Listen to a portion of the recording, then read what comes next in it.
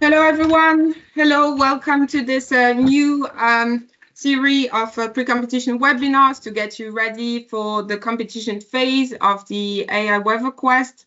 I think we will start in about 2 minutes. We're just waiting for every registrants to join us, and then we will go into the agenda of today. Okay, I think we can move to the agenda, and it will leave some time for other people to join as well. So moving on to the agenda, please, Joshua.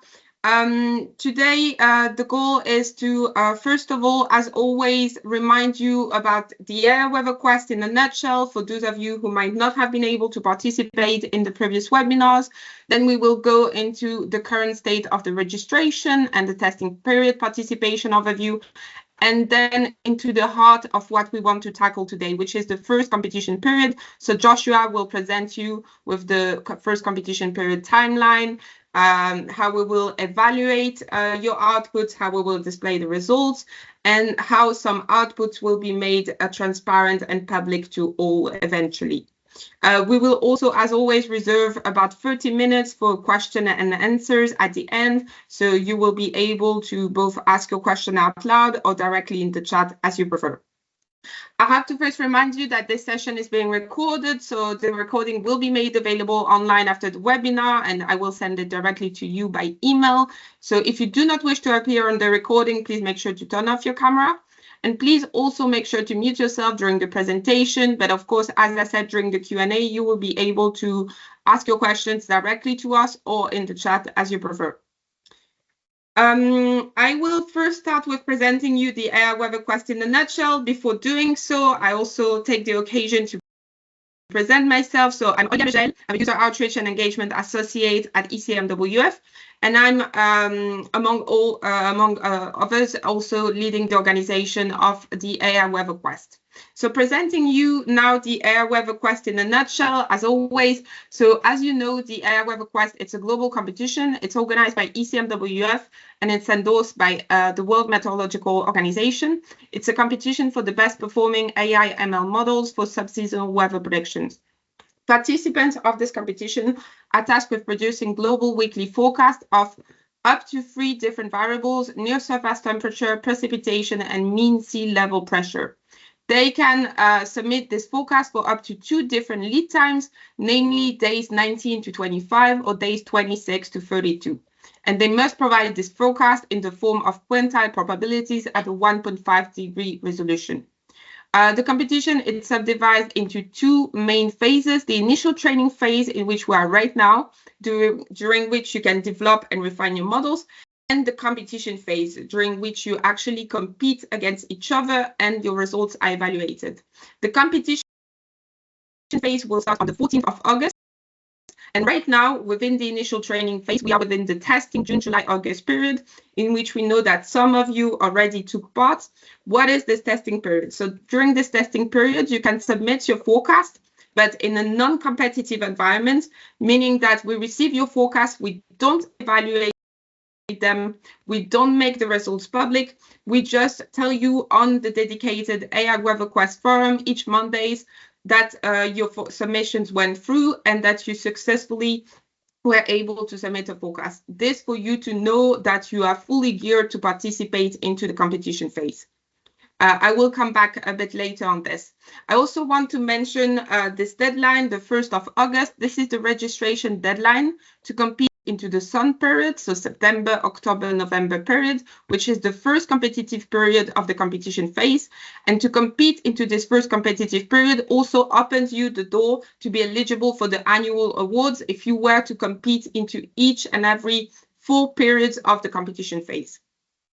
So this is just a reminder in a nutshell, but please be aware that by scanning this QR code, you are redirected to the AI Weather Quest website, where you have access to very detailed submission guidelines. You can also explore the AI Weather Quest Python package with the Read the Docs documentation that Joshua created, and you can watch on the resources page of the AI Weather Quest website a step-by-step usage guide recording of how exactly to use each and every function of the AI Weather Quest Python package. So if you did not participate into the previous webinar where Joshua showcased this step-by-step guide, please do come back on the resources page of the WeatherQuest website and watch this guide. It's very useful for you to understand exactly how to use the different Python functions that were created for you. Moving on now to the testing period. Please, Joshua, the next slide. So right now we are at about more actually than 300 participants that have registered to the quest. They are part of more than 100 teams, and this team registered with over 140 models, because as you know, each team can register with 1 up to 3 models. Within this registration, we had a few participation for the testing period, namely 16 different teams participated into the testing period with 20 different models. You can see that on average each week, we have about 4 different teams taking part into the testing period. And these teams for now have tackled all the different variables that we offer to submit forecast to within the quest and the 2 different lead times. But you can see that, of course, the first time window, days 19 to 25, is being preferred at the moment, and so is the temperature variable. But however, all the different parameters have been tackled as part of the testing period participation.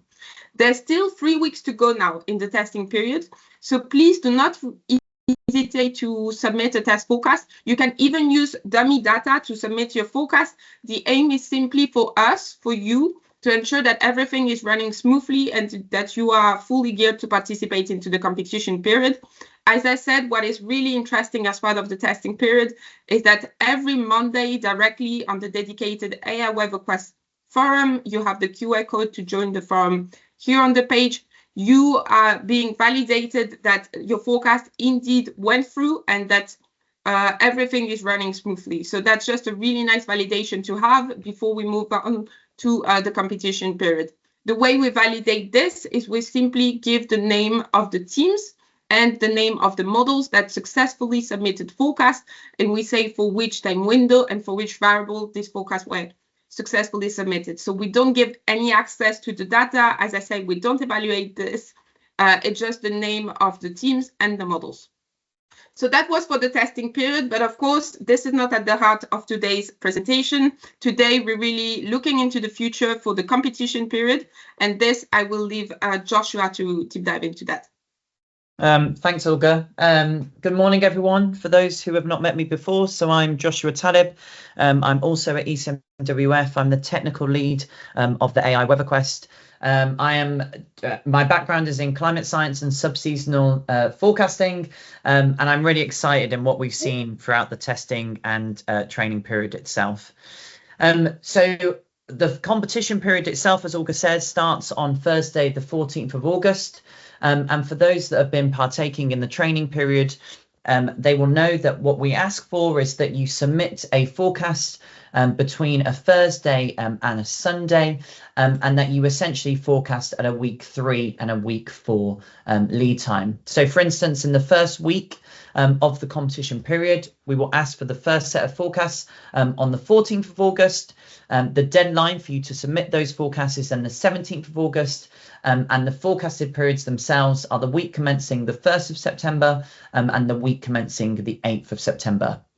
As a result, our first weeks that we're forecasting are September, so we're calling this first competitive period SON for September, October, November, because by the end of the competition period, so at the end of the 3 months, so 13 weeks later, we are forecasting for the weeks commencing the 24th of November and the 1st of December. In the bottom left here, you'll see a nice schematic that essentially shows you when the forecast submission window is open, the forecasting periods that we're aiming for, as well as the publication of the evaluation results. So related to the publication of the forecast themselves, so essentially 5 days after the end of the 4th week that's been forecasted on the Friday, we will publish the latest ranked probability skill scores, which I'll go in a bit more detail on the next slide. And these forecasts will have been evaluated against ERA 5T.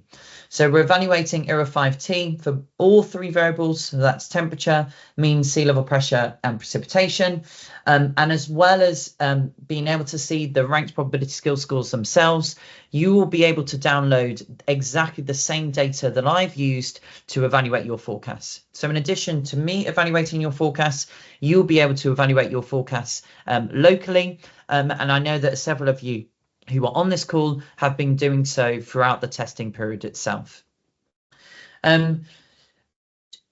If we move on to the evaluation scores that we're planning to use throughout the AI Weather Quest. So essentially we wanted to have a single score that represents the global skill of a model each week throughout the forecast, throughout the competition, as well as a single score that represents the skill of a set of forecasts throughout our complete competition period.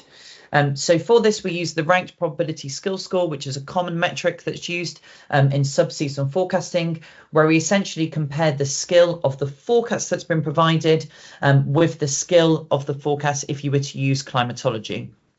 There's a lot more detail on the AI Weather Quest weather page, but essentially for the climatology, we use the previous 20 years of ERA 5 data. So every week we calculate what the ranked probability skill score for that individual forecast that we receive. But in addition, what we want to do is we want to combine the scores of individual forecasts throughout a competition period. And for this, we compute what we call the period aggregated ranked probability skill score. So essentially what we do throughout the full 13-week period is we will collate all the forecasts that have been given for a single variable at a single lead time. And we will essentially work out what the period aggregated ranked probability skill score is when we combine the ranked probability scores at each temporal and spatial point. So you can imagine when you're in week 10 of the competition period, we will look at all the forecasts that have been submitted by a certain model across weeks 1 to week 10, and we'll combine all of the ranked probability scores from all of those 10 weeks of forecasts. As you'll see later on, I'm going to show you what these leaderboards look like, but essentially to be ranked on the period aggregated leaderboard, because we collate all the forecasts within a certain competition period, you must submit forecasts every week for a given model across the entire 13-week period to make sure that you are on the period aggregated ranked probability skill score leaderboard. Additionally, so once we have completed a full competition period, so once we've surpassed the Friday, the 12th of December, we're going to host an end of period awards webinar. So this is going to be taking place on the 18th of December at 1 o'clock UTC. And in this webinar, we're going to showcase the teams that have the highest period aggregated ranked probability skill scores, but also those with the highest scores when we take an average across all of the 3 requested variables. So for temperature, mean sea level pressure, and precipitation. So I know from the testing period that several of you have only been submitting forecasts for one variable. That is fine. However, as a way of determining the best models, we've decided that we're going to focus on the variable averaged ranked probability skill score. So what I suspect will happen is we'll have a series of models that have focused on 3 variables, and then we will also show phenomenal skill that we get from teams that focus on just the single variable. But just to highlight that in terms of communication, and when we start with the webinar, we'll most likely focus on this variable averaged period aggregated ranked probability skill score. So as well, focusing on those teams that just focus on one variable, we'll also highlight teams that come from diverse organizations, those from the Global South, for example, but also those who have produced their model with a limited number of resources. And in the next few slides, I'll show you how we plan to gather information in terms of determining, who has used a limited number of resources to develop their models. But before that, I'm going to present to you the leaderboards that will be available on the AI Weather Quest website, that will be open to the public, but will essentially show all of the latest ranked probability skill scores, as well as those period aggregated skill scores as well. So for the PowerPoint slide itself, I'm going to show you the web page that's currently in development, and that will become live in mid-September once we get those first evaluation scores through. But essentially, we're going to have a filtering component of the website where you can alter between the competitive period of focus, the competition week, the forecast window. So here the first box is week 3, so lead times day 19 to 25, and the second box is days 26 to 32, as well as you can look at the ranked probability skill scores for that variable average metric that I was talking about earlier, as well as the individual metrics. So for example, near surface temperature, mean sea level pressure, and precipitation.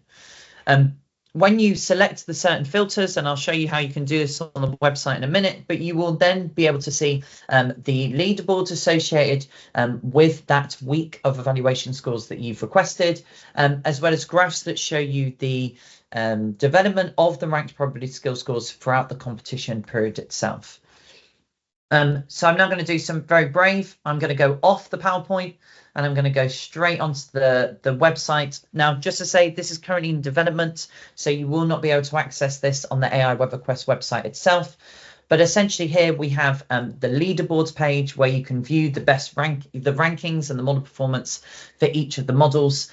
As I said previously, you can select the competition period, the competition week itself, the forecast windows, as well as the variable that you want to choose. At the moment, we've been doing this with the testing data. However, the data I'm going to show you below is all fake and is essentially my attempt at creating fake models based on just random names. So what I've done here is I've selected the weekly ranked probability skill scores. So what I'm doing here is I'm showing the ranked probability skill scores for near surface temperature at a week 5 for the JGA 2025 period for the first forecast window. And that's based on the filters that I had above. When you select such filters, you'll be able to see a leaderboard, and we discussed this at the start of the testing period. But essentially, this leaderboard, what it does is it groups the 3 models, or at max the 3 models that have been submitted by a certain team. So in this case, the top score is given to team name test 2, and you will then see the top model rank. So the model with the highest model rank at the top highlighted in blue, and then below it you'll see the ranks of the other models that have been submitted by the team. However, we determine what the team rank is by their highest performing model. So here, for example, test 2 has submitted 3 models with the associated ranked probability skill scores. However, their team rank is determined by their best performing model. So you'll be able to see all of the ranks from all of the teams and all of the models submitted for a certain week. You can, when you first click on this page, you'll only be able to see the top 5 or 6 models. However, you can then view all of the models by clicking this show more at the bottom of the page. Underneath the graph itself, this is something that we've been developing over the past few weeks. You'll be able to see essentially an evolution graph. So what this evolution graph will show is in cyan. This shows you the current week of focus. So here I'm focusing on week 5, but you'll be able to see in the past where a certain model has stood in individual rankings. Now, because I'm looking at weekly ranked probability skill scores, this is quite this is quite variable over time. However, I can imagine that as we enter the competition phase, the team ranks may stabilize quite well, but obviously we'll see what happens during the competition phase itself.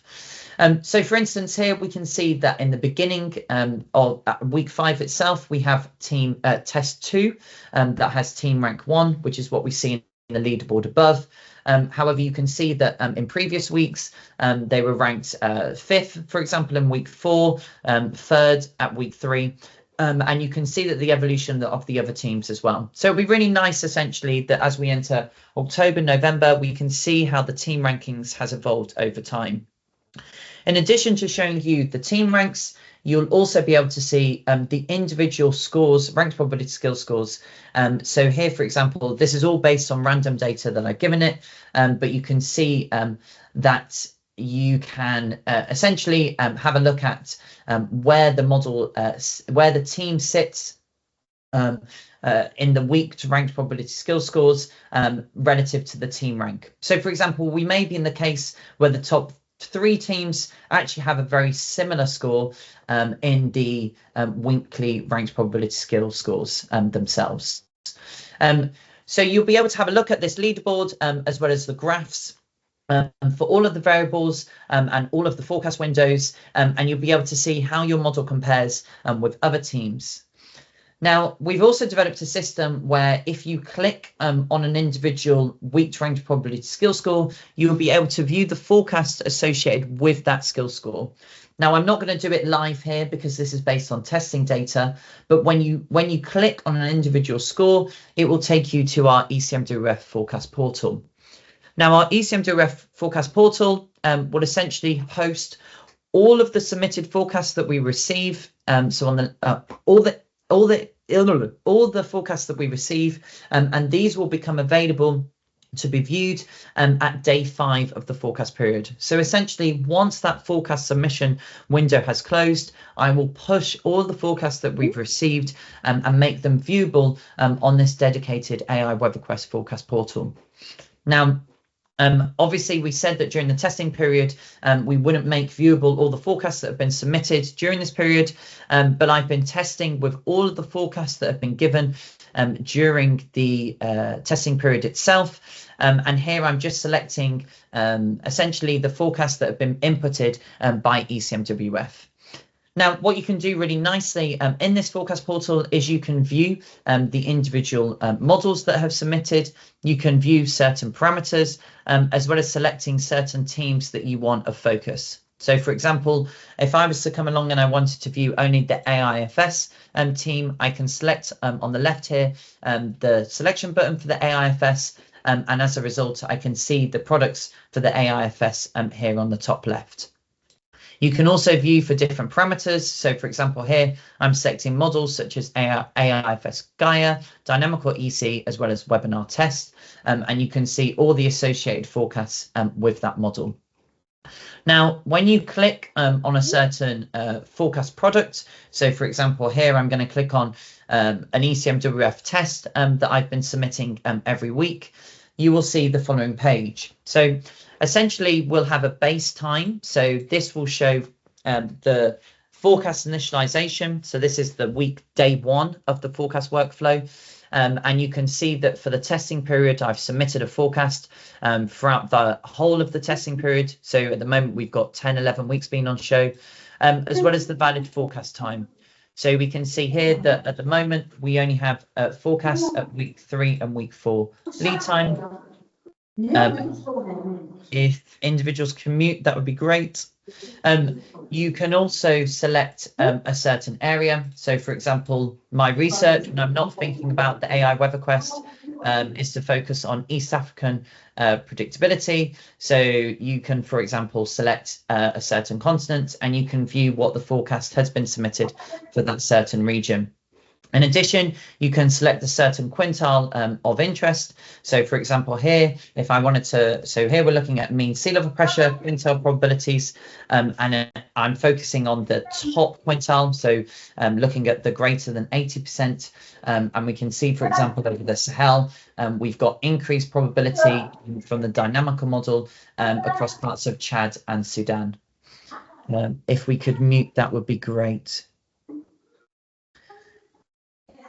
In addition, so there's a lot of information that will be available when accessing these forecasts, but we are also developing essentially a detailed guide on how to navigate this whole forecast portal. But one of the highlights for me, if I just go back to home, is you can select your certain models, but you can also, what you can do nicely is you can, let me just quickly show you. So if you select surface temperatures, you can essentially create a chart set. So what a chart set does is you can select the teams that you want focus.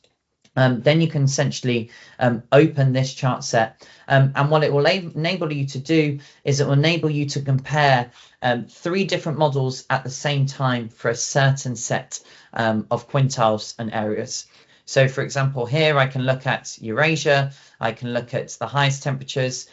So here I'm focusing on the 80th percentile. I'm focusing on Eurasia, so we're looking across Asia as well as into parts of Western Europe.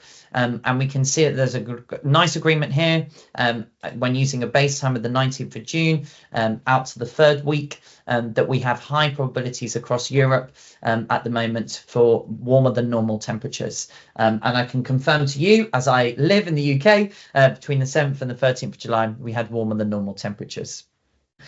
So that's the forecast portal that you can reach if you click on the individual forecast scores. You can also reach it at the top of the leaderboards when it's published.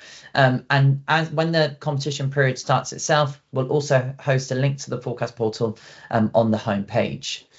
And finally, very quickly, you can also have a look at information about individual teams. So here at the team name, there will be a link and you can click on the team name itself.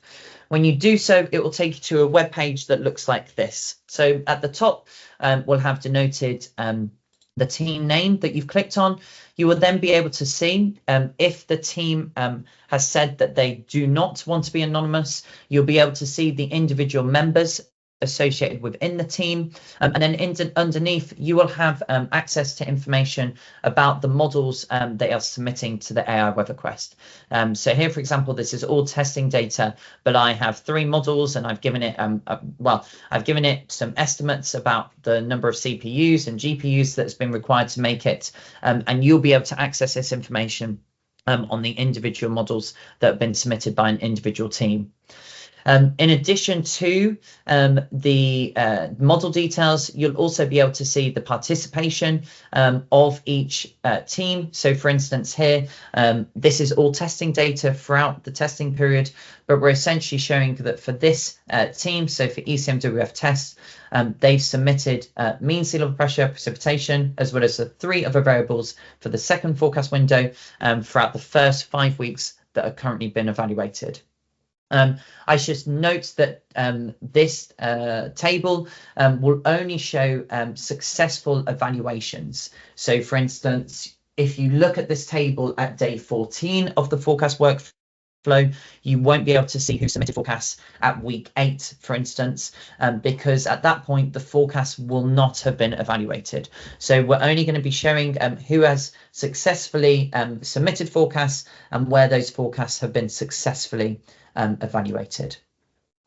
So these are all, I guess, web pages that will come live when the leaderboards are published, so at day 37 of the AI Weather Quest, but the forecast portal itself, this will come live once we've received our first set of forecasts, so on the 18th of August. I'm now just going to go quickly back to the PowerPoint. So the final 2 slides from me is we also plan to make the forecast data openly available, and you would have seen this information written in the terms and conditions as well as the web page.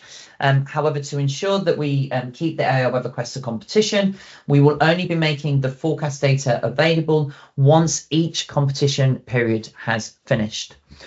So at the end of each competition period, we will make all forecasts that have been received between weeks 1 to 13 available on ECMWF's Open Data Store. For those that have been using the IFS Open Data, it's the same catalog as this.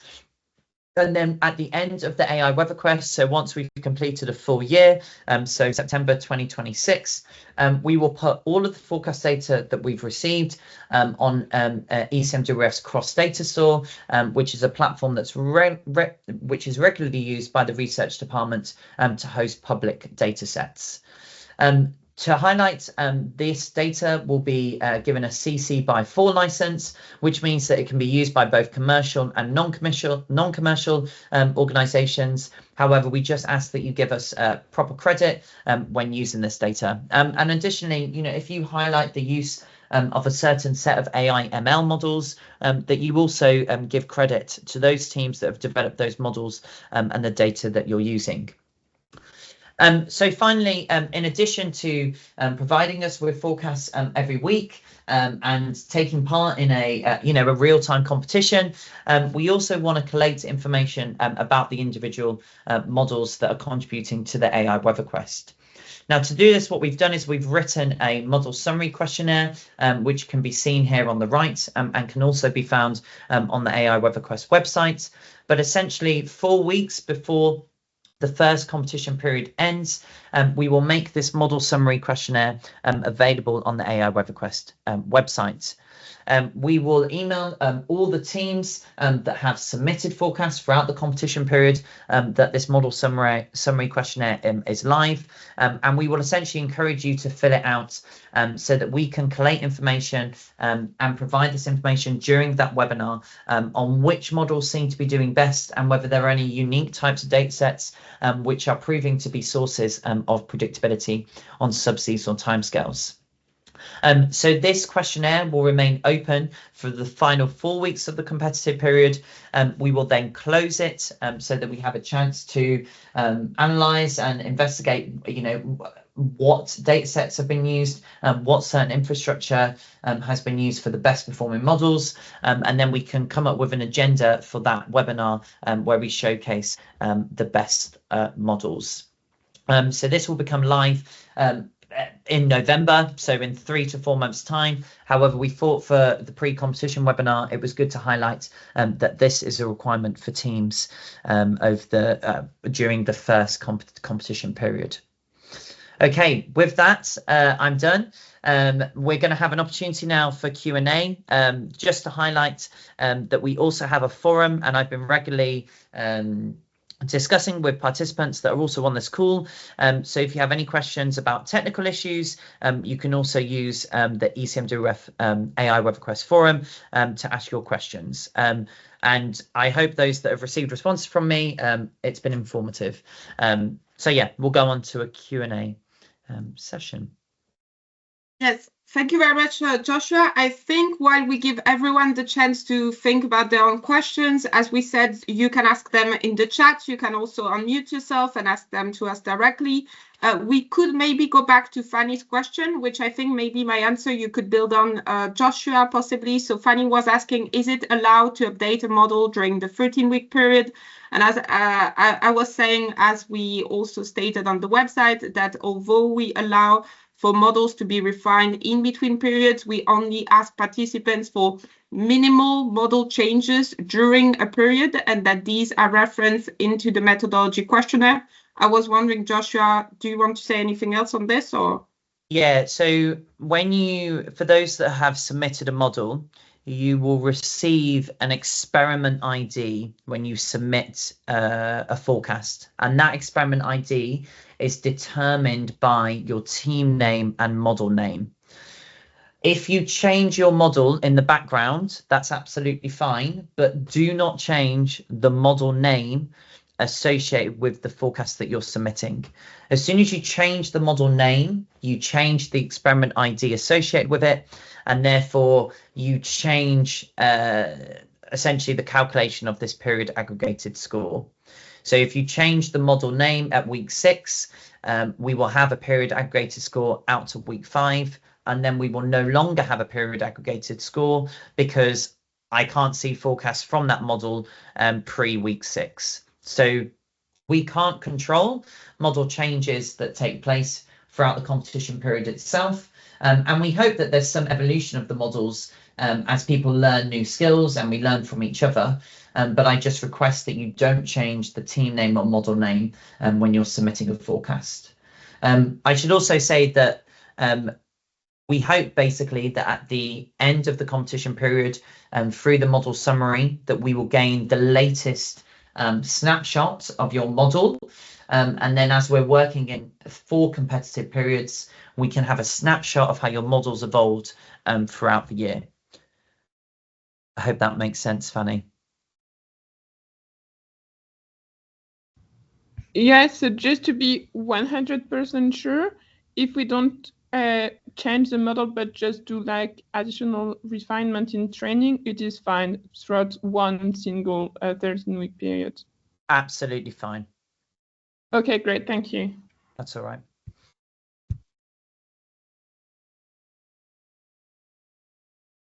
Do we have any other questions?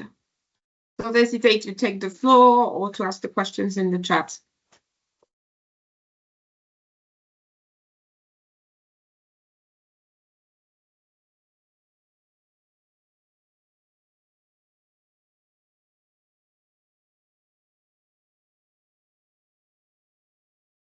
Great, we've clearly done a good job, Olga.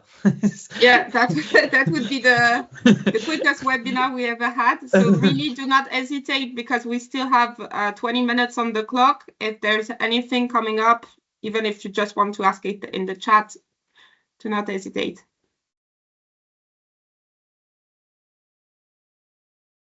I think just to highlight, in the testing period, and we were quite shocked by this, I have found that teams have been submitting forecasts at random points. You know, so for example, in week 4, you've submitted a forecast, and at week 7, you've submitted a forecast.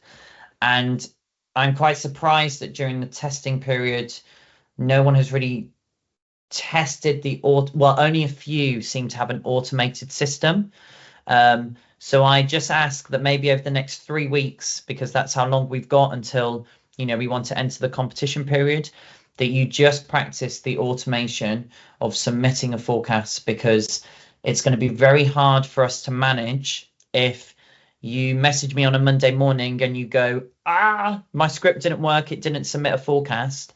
It's going to be hard for me to police whether your forecast should be entered into the quest at the late stage once the forecast submission window has closed. So I just ask that maybe, you know, individuals start to test the automation of submitting a forecast, because once we enter the competition phase, we're going to be quite strict in whether you're allowed to submit an ad hoc forecast. In fact, you can't submit an ad hoc forecast. So once that forecast submission is closed, you won't be able to submit a forecast. Yes. Then we had a question from Chen. Hello, I see that in the AI Weather Quest Python package, we ask for password when submitted forecast results. Could you clarify whether this is my login password or password you provide? Additionally, if I forget the password, what is the process to retrieve it? So on this, I think, Joshua, you had a topic on the forum, so I'm actually sharing the same image that you shared on the forum. So this is actually your forecast submission password. It's different from your login password. You can find it directly on the automatic email that was sent to you upon registration. It is right under your forecast submission password, and it is the password that is currently in the images. You see where there is a black square. This is actually where you should find your forecast submission password. So if you registered to the quest, you should have received this email and then received this forecast submission password in this email, which is different from your login. Does that answer your question, Chen? Did you receive this email upon registration?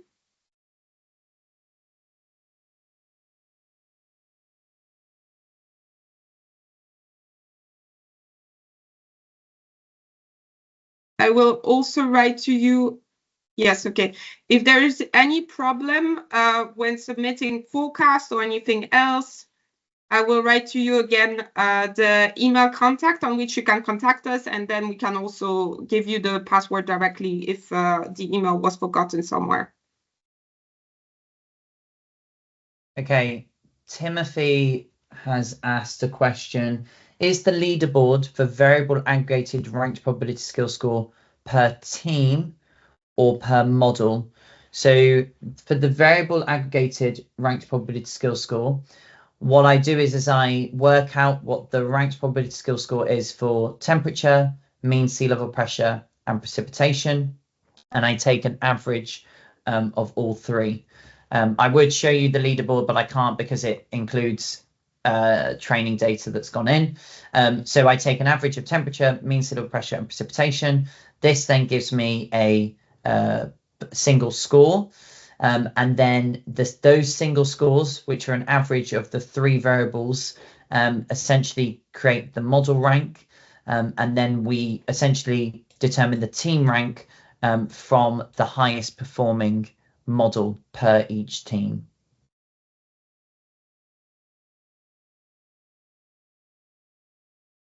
So essentially it will take, so if test forecast had submitted for all 3 variables, it will take an average of all 3 variables for that model, and then it will compute a single score for test forecast, and we will base the model ranks based on individual scores from each model. I'm getting the question now. So it isn't, so what I don't do is I don't say which model had the best temperature, which model had the best mean solar pressure, which model had the best precip by an individual team. What I do is I work out the variable average score for each model individually and use those scores to work out the model rank and team rank. Timothy, let me know if that's answered your question.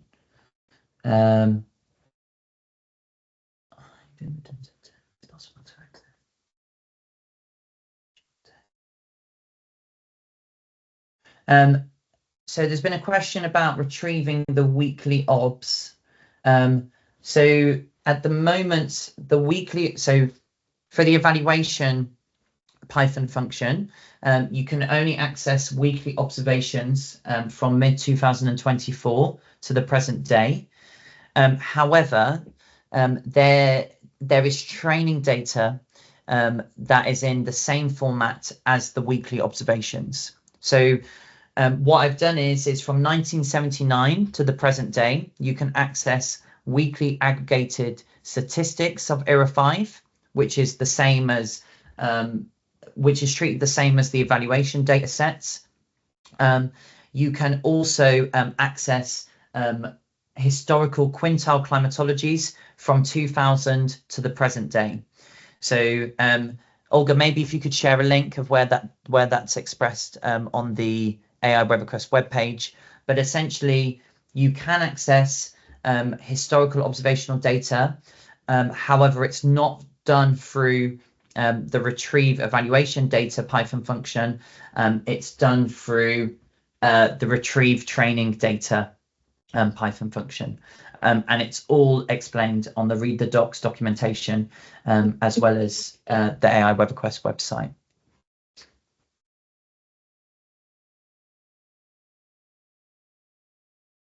Okay, so Timothy's now asked, so if a model forecasts only one variable, will it not be? So yeah, if a model is only used for one variable, it will not appear on the variable ranked probability skill score. So at the moment, for instance, during the testing period, there are only 3 teams that have submitted all 3 variables for all of the weeks of the testing period. So if I was to show you the leaderboard for the testing period, you would only see those 3 teams.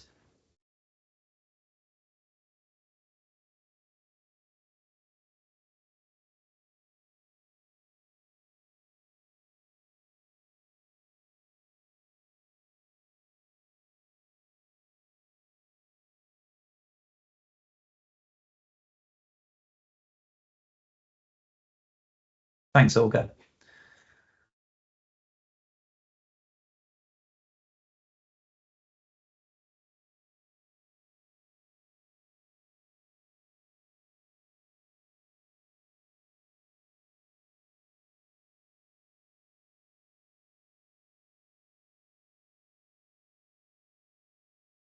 Do we have any other questions in the last 15 minutes?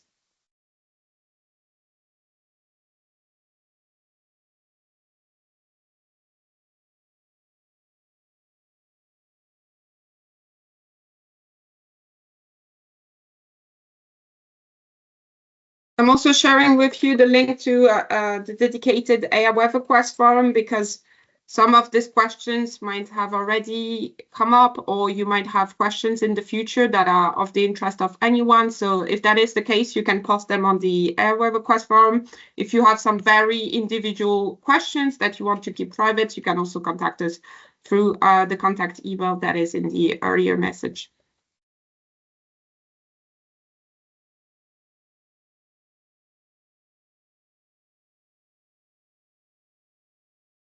I guess finally, from a technical point of view, the 14th to the 17th of August is a really important time for the AI Weather Quest. This is when we will receive the first set of competitive forecasts.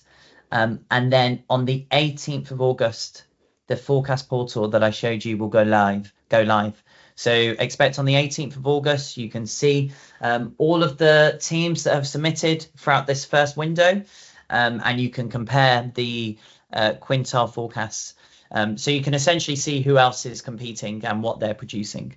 So the 18th of August will be a slightly stressful day for me, but if everything runs smoothly and we've, really tested the system throughout the next 3 weeks, then we should be absolutely fine.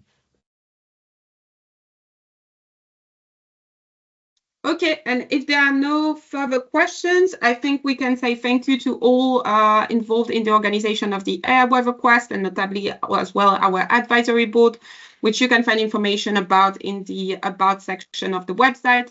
And we see you for the next webinar. So I'm providing you with the registration links directly in the messages. The Sun Awards webinar will take place on December 18th. So don't hesitate to already register as soon as now so that you can be present on the 18th with us to celebrate the top performance. Do I see correctly that there's one more question from Timothy? Yes, sorry, Olga. Can you hear me? Yes. Yeah, just wanted to clarify. For the initialization, can we access the data through the Python package, or do we have to retrieve it ourselves from ERA5 for the latest data before the forecast submission date?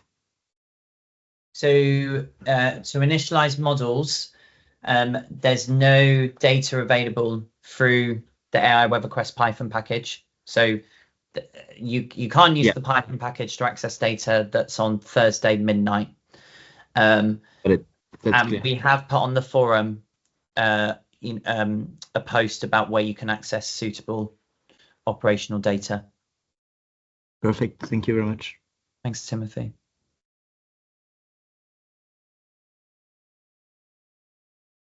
Yeah, I will just put the link of the forum discussion where you are discussing initialization data. Joshua, topic.